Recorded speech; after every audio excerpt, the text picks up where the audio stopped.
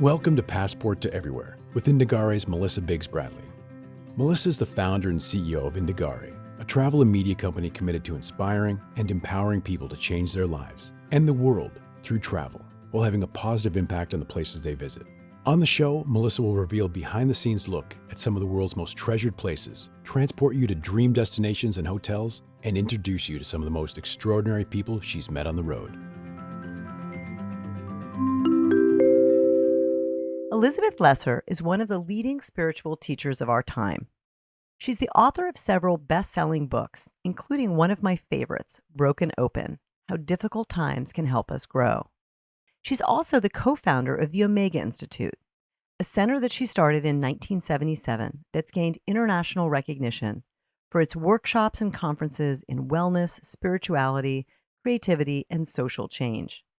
She's given 2 inspiring TED Talks and is one of Oprah Winfrey's Super Soul 100, a collection of 100 leaders who use their voices to elevate humanity. Elizabeth and I have co-hosted our annual Miyama retreat in Sedona each winter, as well as our inaugural Indagare journey on the Camino. And every time that I'm with her, I continue to be blown away by her grounding presence and her words of wisdom. This spring, she led our second small group trip on the Camino de Santiago, which is what we're going to talk about today. For thousands of years, the Camino de Santiago, which is also known as the Way of St. James, has drawn Christian pilgrims, or peregrinos, as they're called in Spanish, to follow paths leading to the Cathedral of Santiago de Compostela in northwestern Spain. Walking the Camino, as it's more commonly referred to today, remains one of the most popular pilgrimages or treks in the world, and not just for Christians, but for spiritual seekers and lovers of adventure, nature, history, and culture, and those just looking to make a major change in their life. When you're on that ground on the Camino, you can feel the footsteps of millions of people who have walked for thousands of years as a way of cleaning up their life and their heart. This is Passport to Everywhere. Now designated a UNESCO World Heritage Site, the network of routes leading through Basque Country to Santiago de Compostela attracts people of all kinds as they join the way for lots of different reasons. Some religious, some spiritual, and some for a reason they themselves don't even know until the end of the journey. Before we get into the conversation with Elizabeth, I thought I'd share a bit more background on the Camino. For starters, there are many ways that lead to Santiago de Compostela. The 7 main ones are the French Way, the Portuguese Way, the Northern Way, the Original Way, the Silver Way, and the English Way. If you want to receive the Compostela certificate, you have to walk the last 100 kilometers and get at least 2 stamps a day in your Peregrino passport. I also wanted to share that before I walked the Camino, I was intimidated because I thought you had to walk all 500 kilometers of the most famous route, which goes from Saint-Jean-Pied-de-Port in France to Santiago de Compostela, with at least 20 kilometers a day. But after experiencing it last spring myself with Elizabeth, I realized that this is not the case. You can read about my life-enhancing experience on the Indagare website. But Elizabeth and I walked alongside people of all ages and fitness levels. And in the right frame of mind, even 1 single kilometer can be a very special experience. The traditional way to experience the Camino de Santiago is to stay at hostels specifically for pilgrims. However, there are also lovely small hotels for those seeking an alternative experience, which is what we did on our Indagare journey. There are also ways to have your bags transported if you're unable to carry your bags daily. All this is to say that if you want to walk the Camino, you can and you should, even if it looks different than what you originally had in mind. I cannot think of anyone better than Elizabeth to explore the power and beauty of this ancient route. We'll be offering another Camino walk next spring, and there are still some spots to join Elizabeth at Miyamo in Sedona this winter. I hope that you enjoy today's conversation about this special transformational travel experience and getting to know Elizabeth. I'm so happy to be doing this with you. Let's dive in because you and I got to experience the Camino together for the first time last year. And I think we both had ideas about what it was going to be, and we both discovered different things. But I think there's so many people who are drawn to this walk.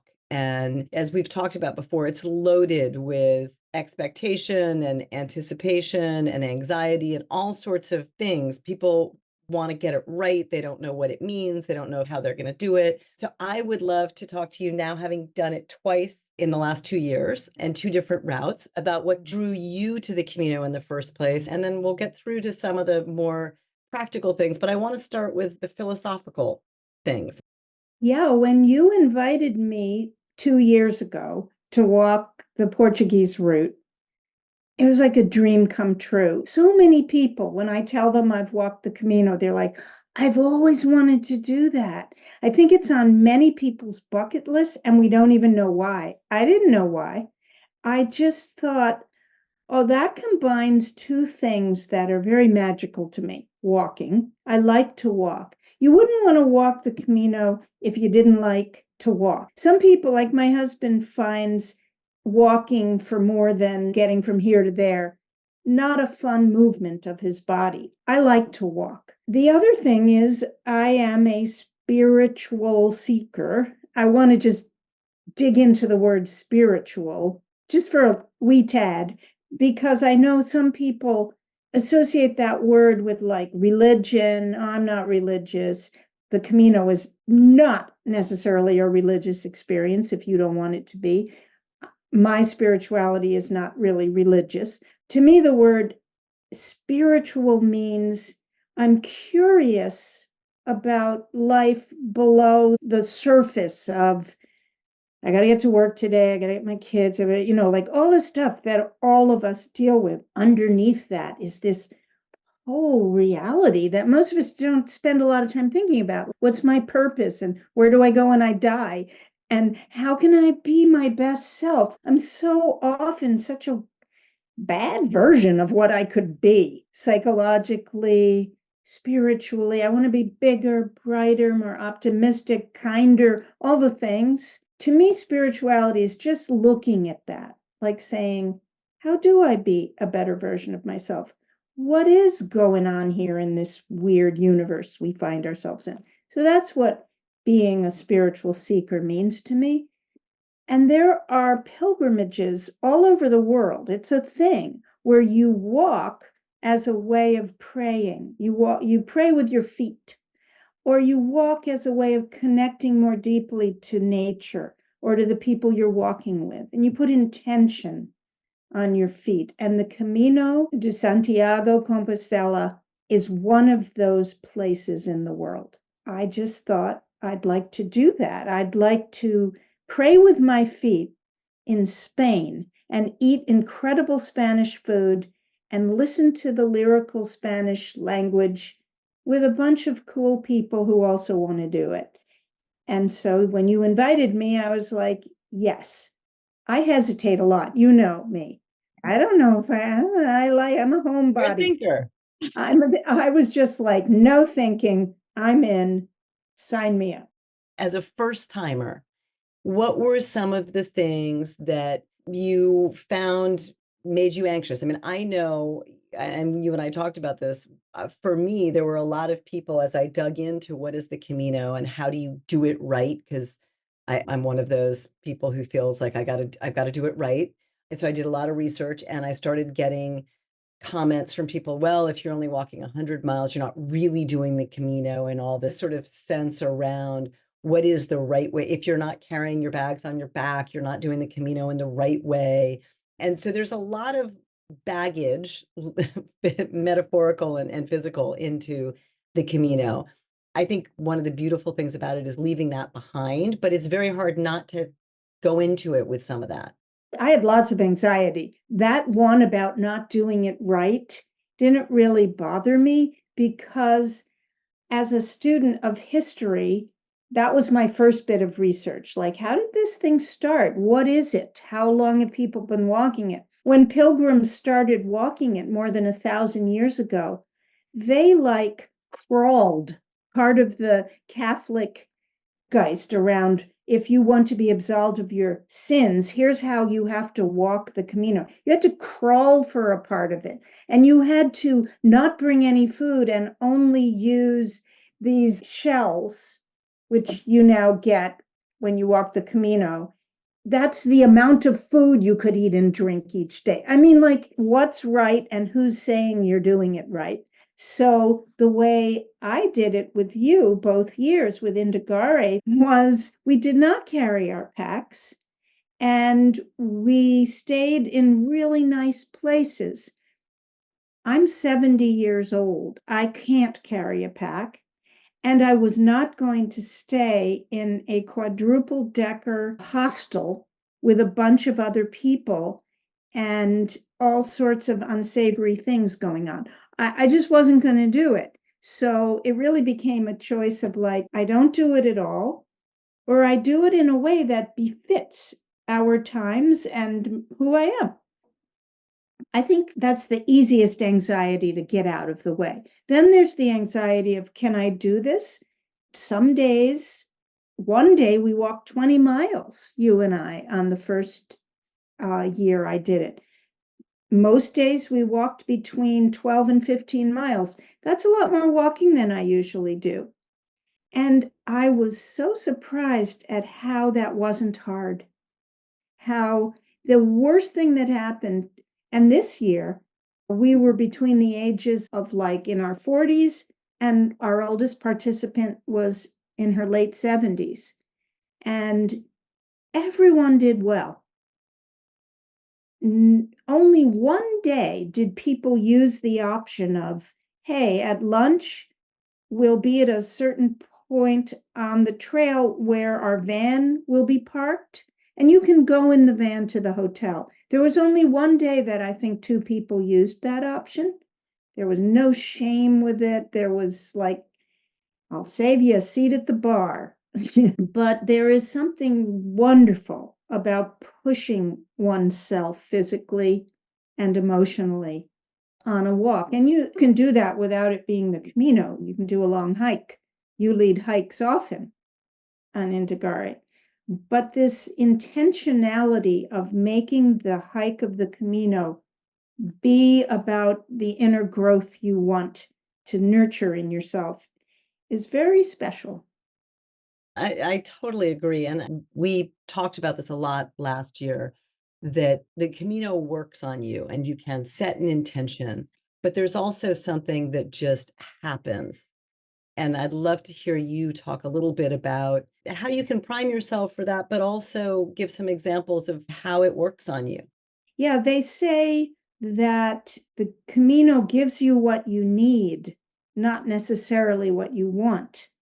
And I really had that experience this year. So this year I was leading it. I was the Indagare guide. Talk about anxiety. I really was like, wow, hope I can pull this off. And 10 people, and we had a wonderful Spanish guide with us, just the most delightful young man who knew the whole trail and the history of it and where to eat lunch and things like that. So there I was feeling responsible for the well-being and the general tone of the trip.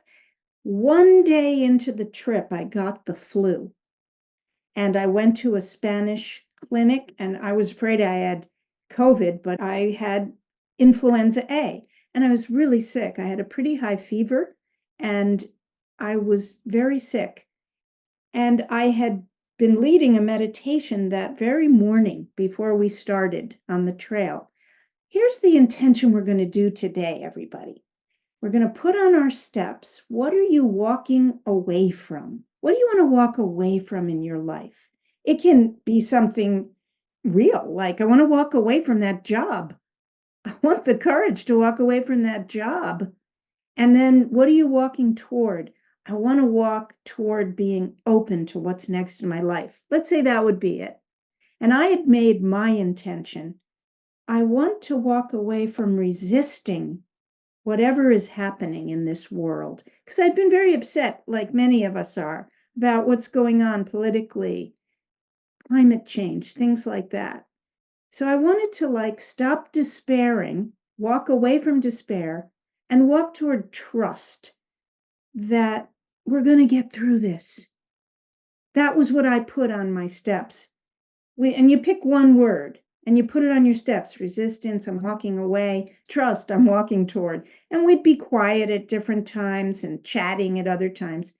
But every time I broke away and put these words on my steps, I'd be walking away from resisting what's happening.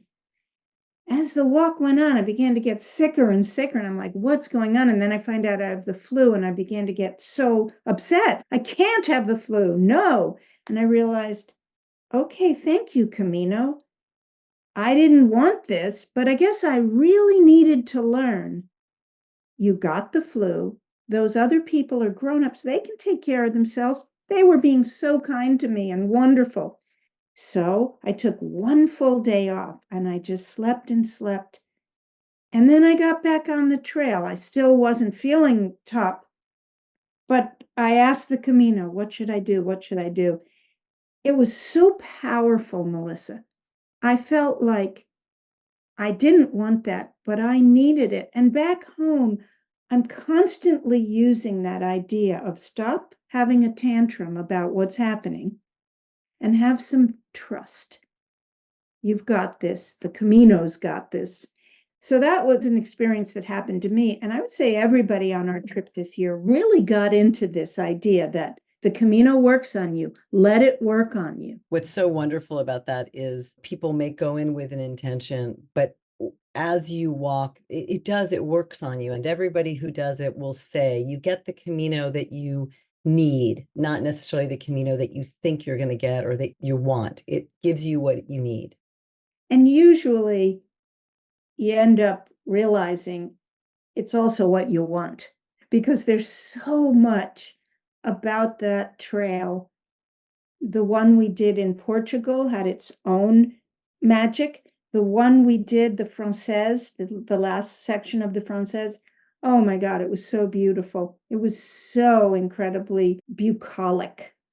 And there were such lovely other people walking it. It was a really good vibe. Some of the things that struck me about it being not just a walk anywhere and separate from religion. And as you said, there's all different kinds of people on that walk. And they're walking it for so many different reasons. And there's that wonderful expression of satsang where you get the energy of the others around you. And I felt the combination of that plus the beauty of the landscapes where the walking was and feeling.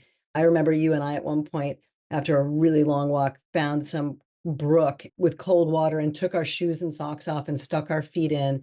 And we were just cooling off in this incredible. And we think about in our normal days, even if we ran by a river, we're not going to take our shoes off and sit down and talk to people and make something out of it. But there is that spirit of Yeah. shared humanity with the people that you're walking with. Everybody is in it to be open and to be supportive of each other. And there's a beautiful energy, I think, that comes from that. Absolutely. Yep. Whether it's very young backpackers who've been doing the entire route from the Pyrenees in France for 6 weeks, all the way with their backpacks, to when we did the Portuguese route, we saw people in wheelchairs holding their little dogs. There is humanity there, and everyone is healing in their own way, even if it's just some young folks testing their limits. Thoreau often would not use the word walking when he went out. He used the word saunter, which comes, he wrote in Walden Pond, he wrote, the word saunter comes from the French santerre, holy ground, santerre. And he used the word saunter so he would remind himself this is holy ground. And it's a little harder to realize that when you're rushing in a street in Manhattan. But when you're on that ground on the Camino, you can feel the footsteps of millions of people who have walked for thousands of years as a way of cleaning up their life and their heart. I remember there were patches that you and I walked where it was parts of the Roman roads that had been laid, and it was so clear both the weight of history and also the ephemeral nature of life. And that's part of it. I would love to talk to you, Elizabeth, now that you've done it twice, for people who are considering, because for a lot of people, they're not sure if it's right for them. What would you say if someone was saying, I'm thinking about doing it? What do you think they need to have in mind to decide if it is the right thing for them? Well, first, as I said previously, first of all, you really should like to walk and be in the kind of shape where you wake up in the morning and you know you're going to do exactly what you did the day before, which was walk, walk, walk, lunch, walk, get back to the hotel. In Spain, you don't eat until like 8:30 or 9 o'clock, eat and then fall into bed and then wake up and do it again. If that idea of a lot of walking, and the thing that I just love about the Camino is it's a very simple daily life schedule for 8, 9 days. You don't have to make any choices. You're not like, should I go visit that today or this or that? Sometimes when you're traveling, there's no choices. You're going to walk lunch, walk at dinner. And if that appeals to you, that idea of a stripped down day, and there's a lot of community also. The 10 people, we became so close, not just because we were traveling together, which travel always creates wonderful community, but because we were going a little deeper with each other. When I'm leading it, I start with a meditation. People open up. You don't have to. It's not enforced intimacy or anything, but it's just in the zeitgeist of the place. You open up some. So if you're looking to really find new friends and to chat a lot as you walk, you wouldn't want to go if you're a loner. It's a group experience. So walking, community, beauty, and a willingness to be brave. It takes some courage to walk that much every day if you're not like an athlete. This is Passport to Everywhere, and you're listening to Elizabeth Lesser's take on the Camino de Santiago. If you're interested in traveling with Elizabeth, be sure to check out our small group trip to Sedona, Arizona this January, where Elizabeth will be hosting our annual spiritual retreat at Mi Amo. There you'll have access to transformational workshops, healing treatments, and guided meditations, with Elizabeth leading daily sessions focused on growth, courage, strength, and finding inner peace. It's truly the perfect way to start the new year. To learn more, head to indagare.com/journeys and look for Mi Amo Retreat with Elizabeth Lesser. You'll also find many other passion-focused Indagare journeys happening this fall, with more thought leaders and tastemakers. We hope you'll join us. Now back to the show. I'd love to have you describe literally what the day is. We would get up early, have breakfast, you start with a meditation, and then it is simple because we're walking 100 miles in our case, and you want to get your Camino passport. So you're getting stamps along the way at certain points. You did the Portuguese and the French, but the routine was the same, right? Every day you knew where you were going. Yes, the Camino trails all lead to the beautiful Spanish city of Santiago Compostela. And what that means is Santiago, Saint James, who was a disciple of Jesus, Compostela, field of stars. As legend has it, Saint James brought Christianity to Spain, and he was buried by his disciples in an unmarked grave. And years later, a shepherd followed a star and found the grave, and it was a particular body that the Pope knew was St. James by all these signs. I won't go into the whole story. And so a little church was built there, and then a bigger church, and then this enormous cathedral, really along the lines of cathedrals in Rome, and a whole small city, all devoted to peregrinas, which means pilgrims, was built up around these trails that lead to the city. And the idea was if you walked a certain amount, you were absolved of your sins in the Catholic tradition. So now those paths have been trod, and as you said, there's several of them. There's the one that starts in France, and we did the last section of that, which is actually all in Spain. There's the part that starts in Portugal and goes to Santiago, and there's other paths, and they all move into this city. And by the time you have walked, however long you're walking, and you get close to Santiago, it's very exciting.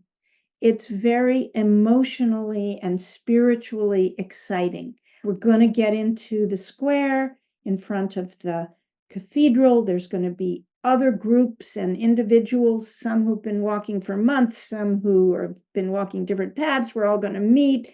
It's very exciting, especially after these days of getting up early, having breakfast, packing up your bags, putting your bags in the van that we're going to be taking it to the next hotel, walking, meditating, talking, chatting, laughing, getting lost, as you and I did once, and having lunch and then walking and ending at the new hotel. Like suddenly you're about to end this whole thing in Santiago.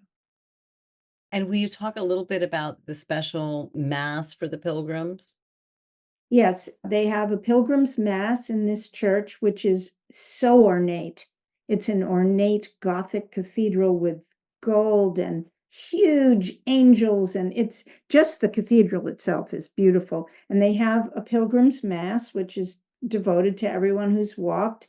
Some of it is in Spanish, most of it's in Spanish, a little bit of it is in other languages, including English. And so you're being blessed. Your Camino is being blessed by the church. And it's a great feeling, whether you have any history of Catholicism or not, it has nothing really to do with that. For Catholics, it probably does. And it's a beautiful mass. It's not too long. It's great. It's funny because you were talking about why it is that you connect with the people that you connect with. And I think you're right. Part of it's because you're traveling together, part of it is because you're embarking on this pilgrimage together. So you're sort of bonded in a way. I also think that when people decide they're doing the Camino, they're opening themselves up more to, and there's that wonderful expression that everybody says when you're walking, we're all on the path. We're open to being on the path. And I remember we had a lot of time where we were walking on our own, when we were walking together, and we were walking with different people. But I do remember feeling like we had these wonderful conversations that you wouldn't necessarily have on the streets of Manhattan, as you said. And maybe it was because of the history, or maybe it was because of the surroundings or where people were. But there's that wonderful quote that the wonderful Irish poet John O'Donoghue said about great conversations. He says, when have you had a great conversation in which you overheard yourself saying things that you never knew you knew, or that you heard yourself receiving from somebody, words that obviously found places within you that you thought you had lost? And it goes on, but that to me was the kind of thing that happened on the Camino. Yeah. And there was a variety of people this year on the Camino, some who were coming specifically for that. They knew that they wanted to be a peregrina, to go on pilgrimage. And there were others who were like, I don't know why I'm here. My friend invited me. I'm with my friend. And there were one or two who were very kind of suspicious and like, don't make me go too deep. I don't do that. And the Camino gently worked on all of us.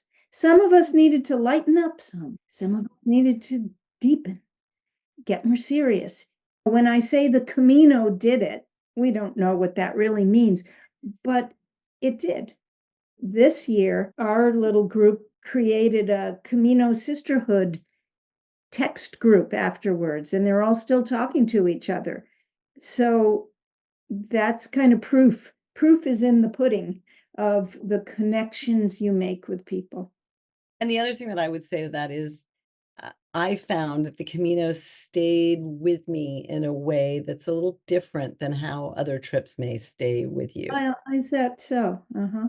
There's a way when I'm stressed or, as you said, feeling distracted or removed from a serene place that it's easy to go back to, oh, wait, I just have to remember how I felt on the Camino. And then you can access that better part of you that sometimes gets lost. Yep, exactly. I feel the same way about it. And I've spent a lot of my life doing things that serve to remind you of that other self of yours. But I find the Camino pretty much more than anything really just brought it deep into me. I can go back to it. I have my little Camino shell hanging above my computer, and I just look at it and I'm like, yeah, you got this. Yeah.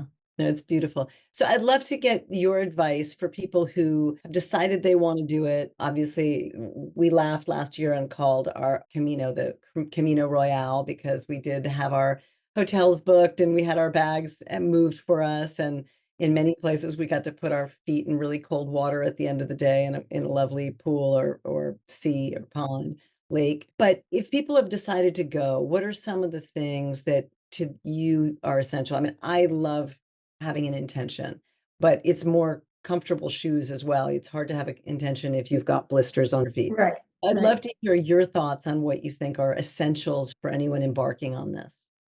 After 2 years of doing it now, we have a great what to bring list and what not to bring list. So if you're super interested, you can always ask Indagare, can I see that list?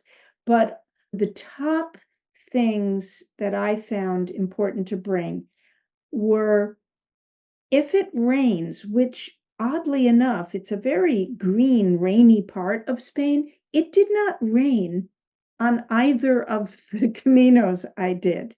There were a few overcast days, but if it rains, it's good to have waterproof hiking shoes. But I have to tell you, I and most of us on the trip wore our Hokas or our Brooks or our on air running shoes, really solid, good, with good tread running shoes. I found better because I walked in May into June with you. And this year I was in June, the first week of June. And it wasn't hot, but it was warm. And I found hiking shoes just a little too hot, but really good socks and really good shoes that you have worn for at least a couple of weeks walking.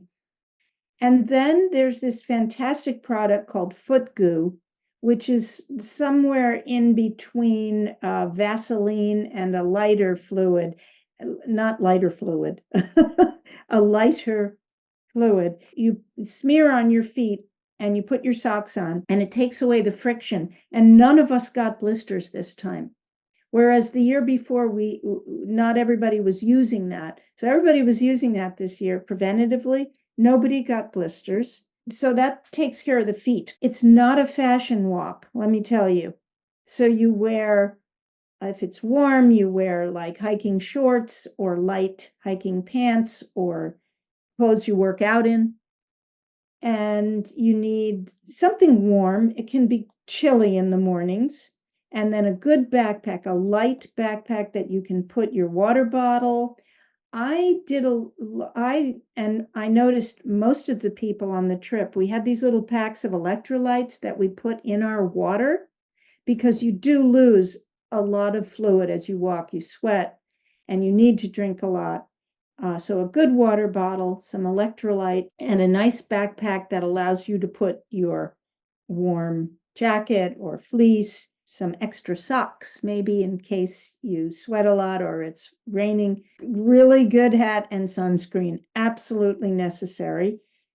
And in terms of one thing that I learned from the first year was when you're in the airport, get yourself some euros. Don't necessarily wait until you're in Spain and wanting to stop and use the ATM machines in the little town. You can, they're there, but you're often then like, oh my God, I got to find one. So getting some cash for lunches when you're on the trail. And I think what you said is so right. It's not a fashion show. You just need to be comfortable. And whatever it's going to take to keep you dry and warm and not too sunburned, those are the basics. But it really is everybody is just walking and you want to be comfortable. And when you get to the hotel, some of the hotels had absolutely gorgeous restaurants. And it was nice to have a nice shirt or two and a shawl to make you feel a little more, let's go out to a nice dinner. You don't have to. People are dressed in everything because these hotels serve the Camino walkers. But some people brought really nice long dresses to summer dresses to change into. So, depending on who you are, if that's meaningful to you, that's also something, but not too many of them because you don't want to bring a lot of baggage because that puts strain on the people who are carting the luggage around. And you really don't need it.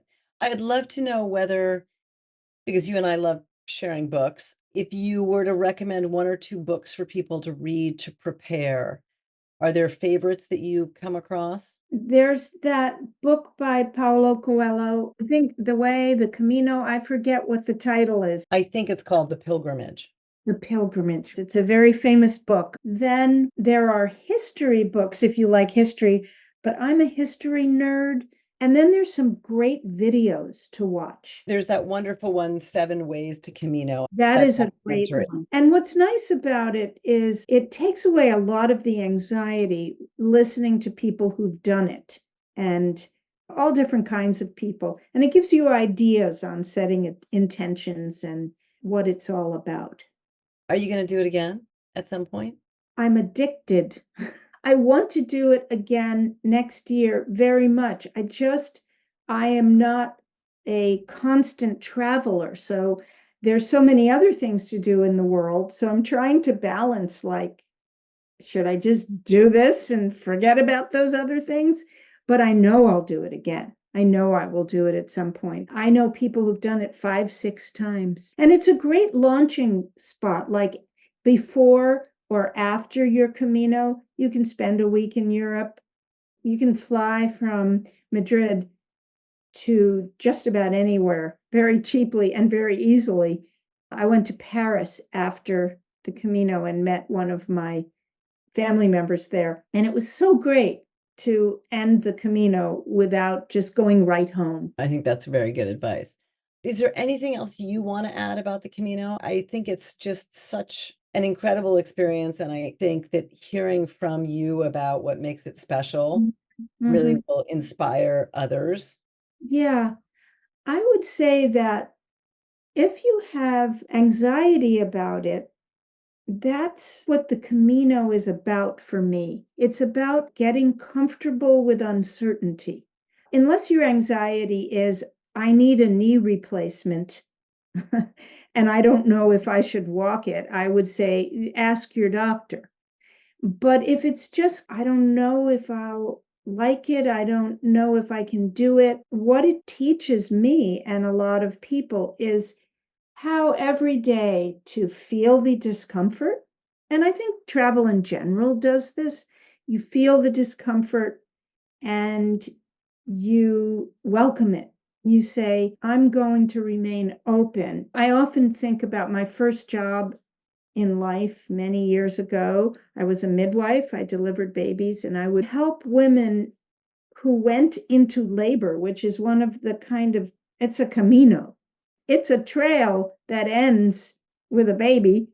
And in between starting contractions and having that baby, there's so much unknown and discomfort. And can I do this?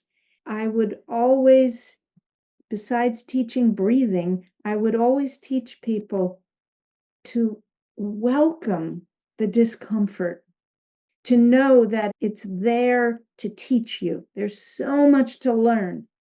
And then at the end, you get to Santiago or you get a baby. So becoming comfortable with uncertainty and welcoming the challenges, because that's what life asks us to do. So it's a little slice of life with a lot of support, especially from Indagare. It's challenges that you can do, and it bolsters one's sense of who you are. You come away feeling really good about who you are, at least I do. Yeah, and I think the other thing that I would add to that is that what's so beautiful is to me braided into the discomfort and the hard walk that you have to make. There's this thread constantly that's just as equal as the discomfort of reminders of how we should be grateful for being able to walk the Camino. I mean, the reminders of the people and the places and the sights. There's so much beauty. I found that it was this wonderful interplay, which is also life, right? You want to be reminded that it's, yeah, there's the hard stuff, but there's these moments of beauty and joy that are just overwhelming and they thread into each other. Absolutely. Thank you for saying that. All along the route are not only just bucolic landscapes, farming landscapes, ocean landscapes, there's these little churches everywhere that you can just walk into. There are one of the traditions of walking the Camino is you find a stone and you invest in that stone, something you want to leave on the trail. And then you put it on top of these big piles of stones that are everywhere.